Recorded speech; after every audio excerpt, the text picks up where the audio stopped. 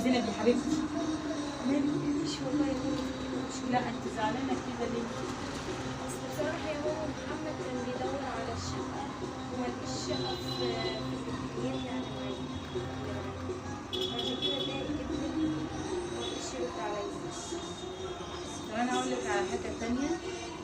يعني انا جاتني فكره كده كنت عايزه اكلمك عليها من كام يوم. تعالي اسكني معايا هنا في الشقه، يعني انت بنتي الوحيده. لا يا ماما هتضايق عليك اكيد. لا اتضايقوا عليا ايه؟ ده انا بالعكس انا شايل هم ان انت هتطلعي. بالعكس انت لما تقعدي معايا هنا هتنسيني، وانت لما تطلعي انا هبقى لوحدي. شكرا. كنت كلمي محمد. انا هكلمه اهو. ماشي. يا ماما يا ماما انا عندي ليك اخبار حلوه جدا. ايه هو؟ محمد واقف وقال طبعا يشرفني ان انا اقعد معاكم وانت بتحبني جدا جدا جدا. ده احلى خبر سمعته في حياتي، انا بجد مبسوطه. بجد مبسوطه قوي. عشان انا اصلا كنت شايله هم لما تبعدي عني انا كنت هعمل ايه، ما كنت بفكر في كده، كنت بفكر ان انا اقول لك، بس هو اديه فرصه. الحمد لله. انا طلعت ب 2000 جنيه، جبت 300 لحمه، 300 خضار، 300 رز ومكرونه، جبت برني ب 200. امال الباقي راح فين؟ زينب، ايوه يا محمد. انا عايزه اقول لك على حاجه على فكره. عايزك في موضوع كده، اقعد بس واكلمك في الموضوع ده، ماشي. عشان الموضوع ده ايه شاغلني قوي. صلي على النبي يا زينب. بصي انا امك فوق راسي وكل حاجه، ودي طبعا ليها فضل كبير عليا. فالصراحه احنا مصاريفنا كترت، فانا لقيت مكان حلو خالص لامك يعني تروح تقعد فيه. انا لقيت دار المسنين بيقولوا عليه يعني كويس جدا. لا انت بتتكلمي ازاي اصلا؟ هتلاقي ناس تراعيها هناك. لا طبعا المصاريف هتخف علينا شويه. هي كفايه ان هي بتدينا اصلا معاش بابا. على فكره يا زينب انت كل شويه تعيريني بمعاش بابا وشقتكوا دي. لا انا مش انا بعايرك. كنت بدور على شقه على فكره وكنت عايش فيها عادي. لا انا مش بعايرك، بس لا انا ما اقدرش اعمل كده في ماما. انت بتتكلم ازاي اصلا؟ دي امي، انا اقدر اقول لك روح ودي امك دار المسنين؟ لو المصاريف كترت هدي. لا طبعا. طب انت فكري في الموضوع، فكري. لا انا طبعاً. لامك، بس لا انا لامك يا زينب.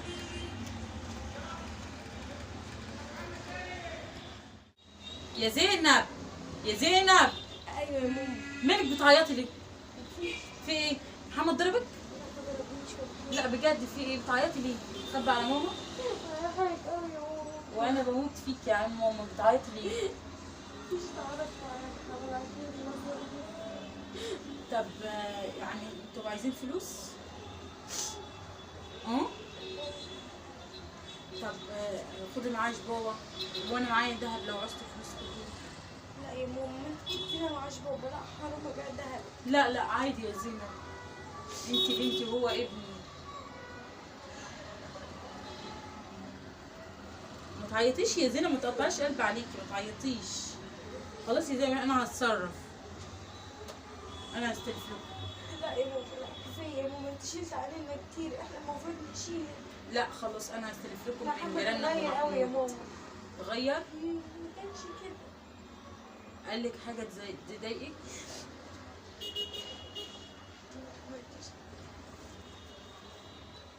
خلاص انا هتصرف لكم من محمود.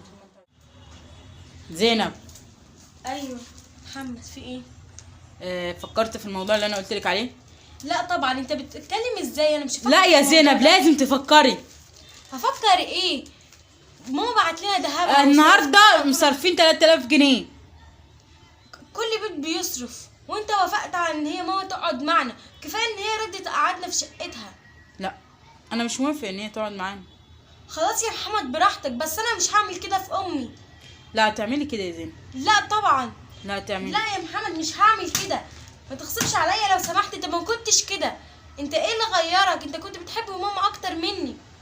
ايوه اي نعم المصاريف بحبها. انا كتيرة. ما قلتلكيش مش بحبها. أيوة انا بحب ما تروحش مامتك. تقعد في دار المسنين وهي عندها شقه باسمها. واحده غيرها هي كانت تمشينا.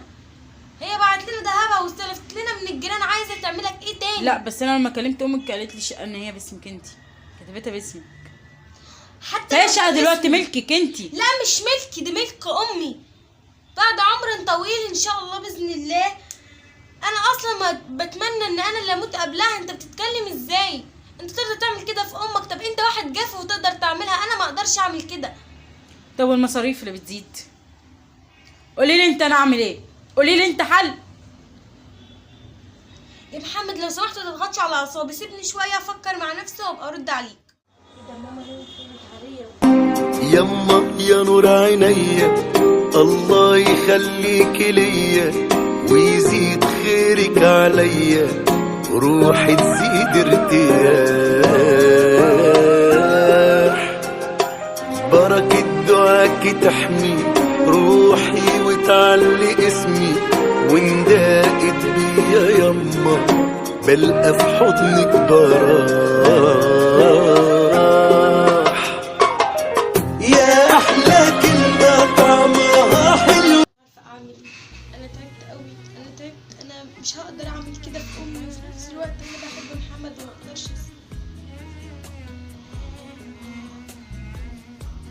انا مش عارفه اعمل ايه خالص.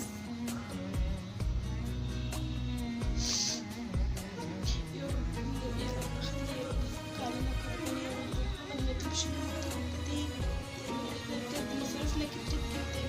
وفي نفس الوقت بس ماما بتساعدنا بكل حاجة، هي مفيهاش ايديها حاجة تانية عشان تعملها لنا.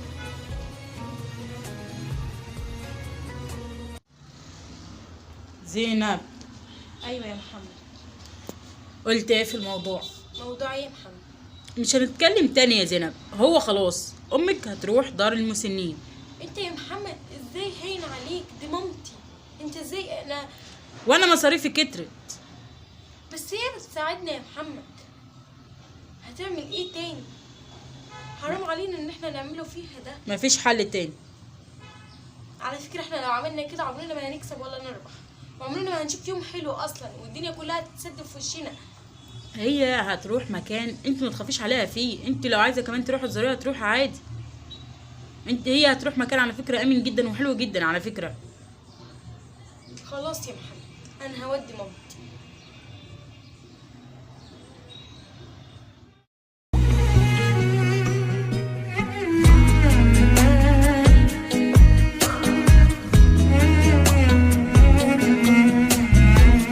زينب يا زينب يلا، انت قلت لي يا ماما البسي عشان يسافر عشان ماما محمد تعبانه. طب يلا يا زينب، مالك بتعيطي ليه؟ اسفه على ايه يا حبيبتي؟ ما تقطعيش قلبي عليكي. بتعيطي ليه؟ يا ماما بصراحة مش احنا مسافرين لغايه محل عشان تعبانه؟ يلا عشان القطر. لا يا ماما احنا مش مسافرين لمامة محمد. مسافره فين؟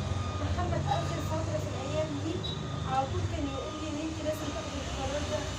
هو قرار كان ايه؟ قرار صعب جدا عليا، ان انا وديت دار المسلمين يا ماما. كان دايما يقول لي كده. دار المسلمين؟ ايوه يا ماما انا اسفة. ما تعرفيش يا ماما انا اسفة. وانا اتقلت عليكم في حاجه يا بنتي؟ لا يا ماما كده انا ما اتقلتش عليكم في حاجه. انا كل حاجه بديها لكم. انا اتقلت عليكم في حاجه؟ انا اسفة يا ماما. والله العظيم هو يا ماما اللي كان بيقول لي كده. انا اسفة. انا وعدتك يا ماما خلاص.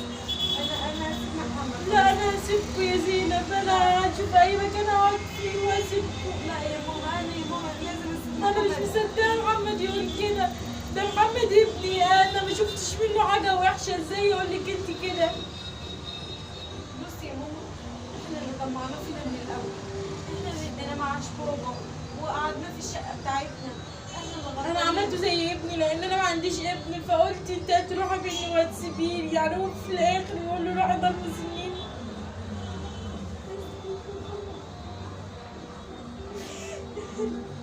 خلاص يا زينب يا بنتي ما تعيطيش، وانا هشوف حل. لا انا هشوف حل. انا دقلت عليكم فعلا. انا دقلت لا يا عليكم. ماما انت ما دقلتيش علينا، انت عايشه بمعاش بابا، انت ما دقلتيش علينا. انت دلوقتي دهبك عشاننا، مع ان انت مش من حقك تبقى دهبك عشاننا واستلفت كده من الجيران عشاننا برضه.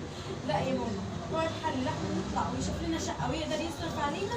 لا احنا ننفصل يا ماما، لان لو هو ما كانش قد الحاجه من الاول ما كانش يا ماما اتجوزني. انا اسفه يا ماما، انا مش عارفه اعمل كده ازاي. لا انت ما فيكيش غلط يا حبيبتي، وانا هفضل بحبك وادعي لك طول العمر. يا ماما انا اسفه قوي قوي، بوعدك يا ماما ان هو لو مش هيحط فوق راسه انا يا ماما هسيبه، مش اصلا مش لا يا بنتي تخربيش بيتك، لا لا عليك عليا يا ماما لا، انا تخربيش بيتك يا حبيبتي. لا انت خلاص انا هشوف مكان انا اقعد فيه. لا يا ماما هو اخر حل بجد ده، ده هو يشوف مكان نقعد فيه. لا يا ماما انا هنفصل عني، ما ينفعش. لا. هو اساسا حط في دماغي حاجه غلط، دايما كنت اعيط له واقول له لا يا محمد اللي انت عايزه مني ده غلط، وبرده كان بيصمم يا ماما على كده. ما فكرش ثانيه ان انت بعد دهبك عشان ما فكرش ثانيه ان احنا قاعدين في شقتك انت، ويقول لي اصل مامتك كتبت لك انت الشقه، يعني انت عشان كتبت لي الشقه ان انا اطردك بره؟ لا طبعا. طب ما انا كتبتها لك عشان هي بتاعتك يا حبيبتي. لا يا ماما احنا لازم يا ماما نقول لمحمد كده، عشان لو ما نقولهوش كده هو اصلا يا ماما ما ينفعش ان احنا اساسا كنا ندي كل ده، احنا اللي غلطانين فعلا. لما جينا وقفنا جنبه فزاد فيها قوي. انا ما ينفعش لما تحطش امي فوق راسي ما تحطوش يا ماما تحت رجلي، انت امي وماليش غيرك في الدنيا دي كلها. انت بنتي وماليش غيرك يا زينب. يا